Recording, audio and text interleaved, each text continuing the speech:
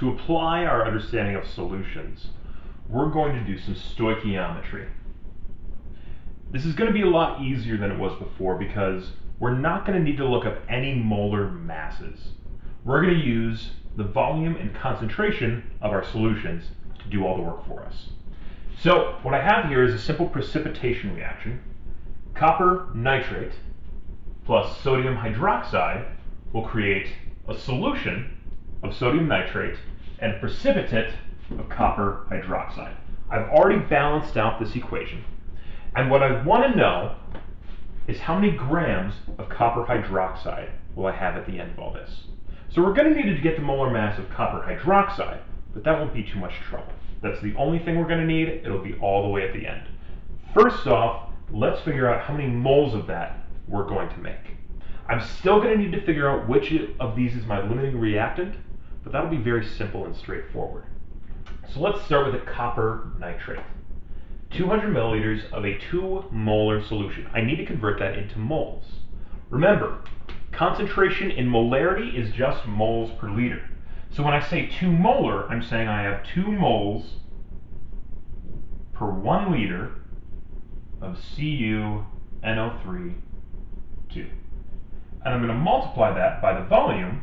I need to make sure I put my volume into liters when I multiply it. So 200 milliliters is 0.2 liters. Okay, so I'll get rid of the liters and I'll be left with moles. So 2 times 0.2, that'll be my moles of CuNO3.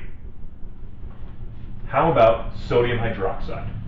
This is going to be 8 molar, so 8 moles per liter times 100 milliliters, so 0.1 liters. I'll cancel out my liters and I'll be left with moles. Copper nitrate, 2 times 0.2 is going to give me 0.4 moles. 8 times 0.1 is going to give me 0.8 moles. This is CuNO3, 2. This is NaOH. Now I just need to convert into my copper hydroxide, which is what I'm trying to find. So here I go with the same ratio. So I'm starting with moles NaOH. I'm converting into moles CuOH, 2. That's a 2. That's a 1. Up top, I'm going to do the same thing. Moles CuNO3, 2. Moles of CuOH, 2. And that is a 1-to-1 ratio. So at the end of all this, 0.4 times 1 over 1, 0.4 moles. 0.8 times 1 over 2 is also going to be 0.4 moles. So neither of these are my limiting reactant. They both go to completion. So I'm going to get 0.4 moles of copper hydroxide. Now I just need to figure out how many grams of that I'll have. The molar mass of copper hydroxide is 97.5.